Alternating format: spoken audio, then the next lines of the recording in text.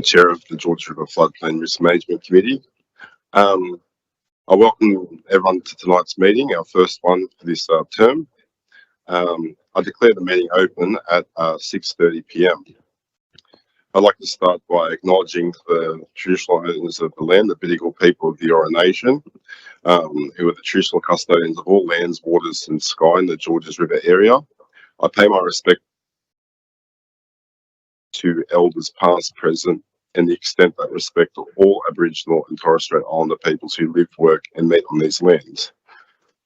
I'd also like to give a notice of live streaming of the committee meeting. Staff and public are reminded that this meeting is being recorded for minute-taking purposes and is also being webcast live on Council's website. This recording will be made available on Council's website. I'd also like to acknowledge the Code of Meeting Practice. The order of business is shown in the agenda, which is made available. Staff and public are reminded that this meeting is open. Doors to the meeting room are to be left open unless the meeting moves into a closed confidential session according to section 15 of the Code of Meeting Practice. Council's Code of Meeting Practice prohibits the electronic recording of meetings without the express permission of Council. Mobile phones must be turned to silent during the meeting. Now, before I move to apologies, just because it's unfamiliar faces in the room, go around just introduce ourselves. So, Nick, Chair of the George River Floodplain Risk Committee. Hayley Barnes, Manager Strategic Placemaking. It's Pulak Saab from Bayside Council. I'm the floodplain engineer from Bayside. Hi everyone, this is Asad Shumar from Kellogg's Western Council. I'm a customer management planner. Yeah, hi, I'm Aaron Sellers, the community representative. Hi, Firoz Ahmed, Senior Development Engineer, George River Council. Hi, Ola. Priyani Jaivira, Principal Development Engineer, George River Council.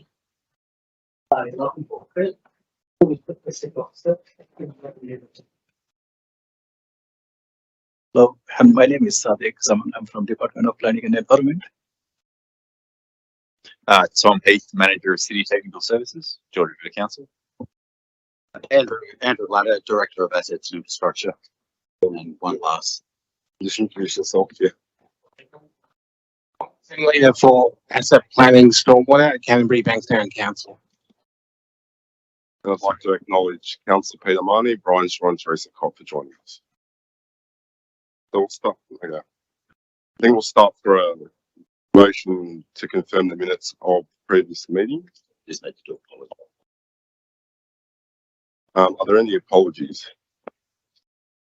Yes, we had an apology from David Grasby from Sydney Water and Catherine McMahon, who's our Manager Strategic Planning at Council.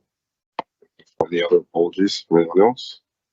We also wanted to make note the recent resignation of our Senior Stormwater Engineer, Naveen. Just so everyone in the room is aware. Okay. Do I have a mover for those apologies? Sorry, what was your name? Aaron Sellers. Yes. Do I have a seconder for that? Okay, wonderful. All those in favour say aye. Aye. All those against say no. I declare that carried. We now move on to the minutes of the previous Floodplain Risk Management Committee meeting, which was held on Monday, the 20th of September 2021. Now, do I have a mover to adopt the minutes of the previous meeting? I'd like to move that. Yeah. Mover again. Do I have a seconder? All those in favour say aye. All those against, I declare that carried. Now I move on to the first agenda item, FRMCC 00223, update on the Overland Flow Floodplain Risk Management Study and plan for Hurstville, Mortdale and Pecos wards. I'll ask Hayley to give us a bit of an overview on that. So this particular report is providing an update on the Overland Flow Floodplain Risk Management Study and Plan for the Hurstville, Mortdale and Pecos wards. So as many of you in the room would have been aware, the report was adopted for public exhibition in late 2021. It went on public exhibition in June 2022. Based on that public exhibition, came back to the subject matter experts, the stormwater engineers internally, where we reviewed the the community feedback, as well as the report that was done by the consultants. We found that there were some minor issues with the data, where there was some properties that were being left out of the mapping, which we did believe would cause further planning problems in the future. So we went back, and now we're at a point where we're actually re-looking at the maps, confirming the data, ready to go out for public exhibition again in the next couple of months to hopefully get it all adopted by council in July 2023. It's my understanding that it's not uncommon for these strategies to take quite a while, just because they are dealing with quite contentious issues. We've been talking to Department of Planning through SEDEC for quite a while now, so we are working through it. I suppose one of the good news pieces out of this particular piece of work is it actually takes us down from approximately 6,000 properties that have flood affectations on them to approximately 3,000. So it is a good news story for council in that regard. Is there any discussion or questions to that fact?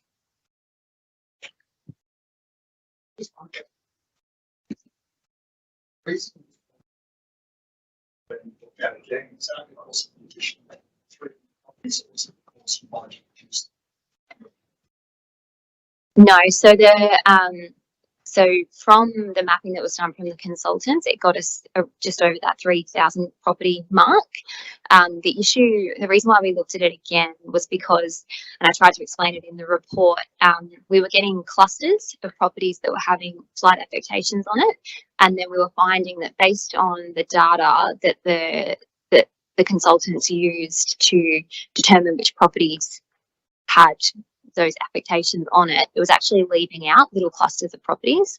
So within a street, 20 properties might have been tagged, and then there would have been 2 left out, which we were concerned that would then cause further implications to that cluster that would experience that overland flow occurrence. So we just went back. We wanted to confirm with the maps that we weren't leaving out any properties that should have some planning controls on them in the future.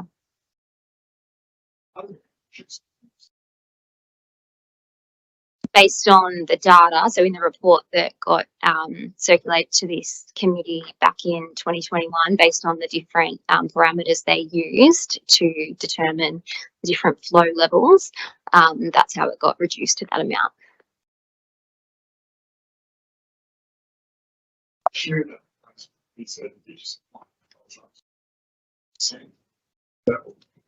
I'll come back with some further the technical information. I'm not a technical expert on this work, but yeah, I can confirm that. Yeah, so yeah.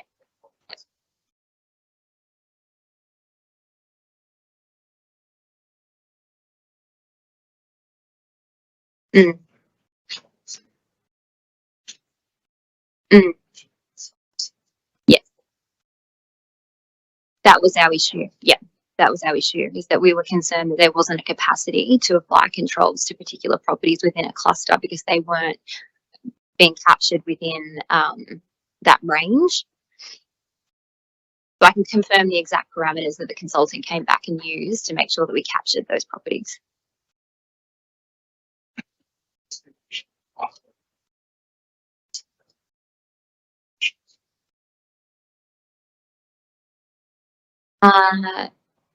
Yeah.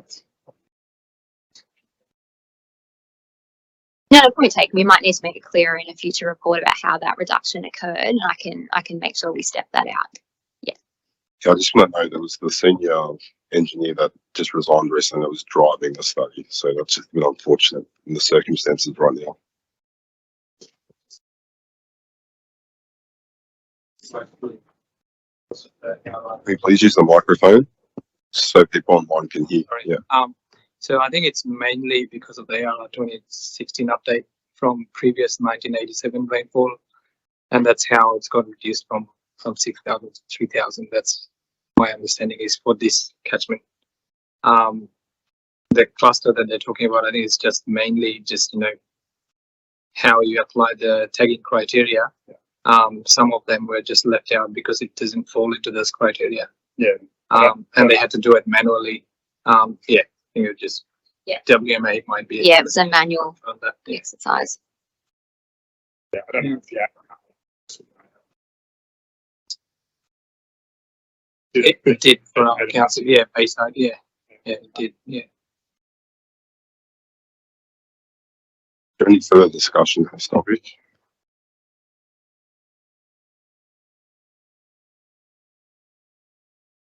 Do you mind using the mic? just the nature of the public response. It doesn't. The report doesn't really describe what the feedback was. It was in support or against, or So a lot of the feedback was asking for information about the process. So how we actually came to the determination of the properties that were affected. A lot of the other feedback was around why didn't my neighbour receive this letter? There wasn't much comment at all on the future capital works that are being suggested as mitigations to the plan. But what we will do when we go back out with community consultation is maybe try and word that consultation a little bit differently to try and engage more people in the conversation, so they think about it as the bigger issue rather than just the individual property as much as possible. I wish you luck for that. It's very difficult explaining this stuff to the community, and I'm kind of surprised that you only got 17 submissions. In my experience with, probably for other people around the room, when you go over this stuff, when you talk to people about tagging their properties, they're up in arms. So they have only 17 submissions on how many properties did you write to? 3,000. Yeah, just over 3,000. No, just over 3,000. Yeah, that's an incredibly low response. So, yeah. No, agreed. It is. Can I just ask one question? So, when you finalize the whole study, will the report include all the submissions and what response being added? Yeah. Yeah, so when we prepared the report ready to go back to council last time, when we thought that we would be ready to go, we themed it. So we'll probably put it in themes again next time, just for, we thought we were going to get a lot more responses than we actually did. But yeah, based on the number of responses, we'll figure out the best way to describe it. But if it's only a small amount, we should be able to find a way to provide them all. But maintaining the privacy of people who've put in the submissions, because obviously it's quite controversial for some people. Thank you. Any further discussion? Okay, yes. Quick question. No, it's a bit and technical. I'm not sure whether I could answer or not. So the tagging criteria is based on the percentage AAP, and did you also consider the freeboard 500 millimeter or not? I'll have to come back to you. I'll have to confirm that one, take it on notes. I think actually freeboard here, so this one is mostly overland flow. So therefore we consider freeboard less, not I think 0.3 meter. So not 0.5 meter.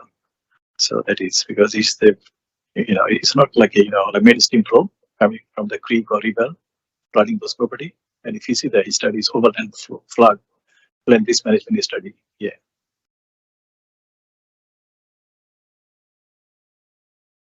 Any further discussion? Okay, do I have a move for the update of the overland flow floodplain risk management plan for Hurstville, Mortown, Pecos wards? Do I have a move for that? Yes. Do I have a seconder? Yep. All those in favour say aye. All those against, I declare that carried.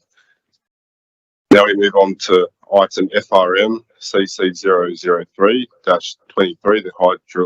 the hydrological studies update. I'll pass it over to Haley. Okay, so this report is just providing the committee an update and overview of some particular hydrological studies that we're embarking on. We've just come off just the RFQ's just closed to start work on these particular catchment studies. So as the report outlines, we're looking at the Gannons Park catchment, the Gloucester Road catchment, Smith Park catchment, and the Beverley Park catchment. The reason why these particular catchments have been identified was the localised flooding issues that were happening last year, and then historically from 2015. So what the model was telling us, as well as the community feedback and the investigations that had to happen over the last 12 months. Is there any discussion on this particular item? Mr. Chair, yeah, just a couple of questions. Sort of wasn't quite clear on the report, like there's a description of the catchments, but not what the issues were. I assume the issues are identified in the Overland Floodplain Risk Management Study and Plan.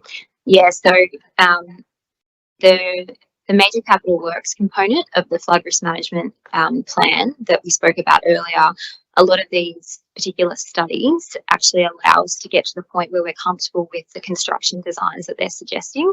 So it focuses, the actual report is a little bit more specific on the area, but we as a council have decided to go a little bit more broad and look at the catchment and all of the infrastructure that would be required as grey and green infrastructure for those particular sites. So we're looking at where the consultants have picked up an issue and where they think there might be a mitigation in the form of a capital solution, but we want to look more broadly to make sure we don't cause any adverse impact to the catchment. Yeah, I assume these are probably recommended actions in the risk management study and plan, and you're fast tracking these. Yeah. Before adopting the plan. We're not, they're an issue regardless. So if for some reason the plan stalled and it wasn't adopted, we need to keep moving towards our capital program for our stormwater management. Sure. Yeah. And hopefully you'll get funding. I assume that the plan gets adopted, then you'll be able to apply for funding to do. That's the intention, yeah. And what we're able to do at the moment is fund the investigation work out of the resilience funding that the state government provided after all the rain events last year, because we were a flood affected council.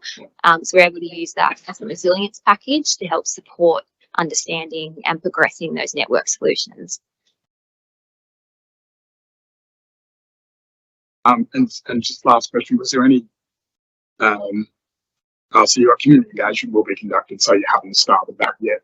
We're very early in the process. We're at the point where we've just put out the brief for the consultants. We'll review what we get back, and then based on in consultation with the consultant and based on our own community engagement policies, we'll go out to the affected people. Cool. Or the community more broadly, depending on what it is. Is there any further discussion?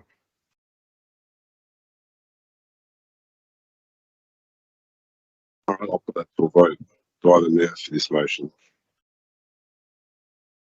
Gonna move it again?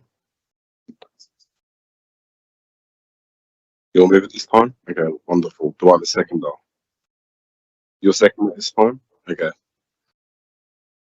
All those in favour, say aye. All those against, I declare it carried. I now declare the meeting closed at 6:49 p.m. Thank you everyone for coming.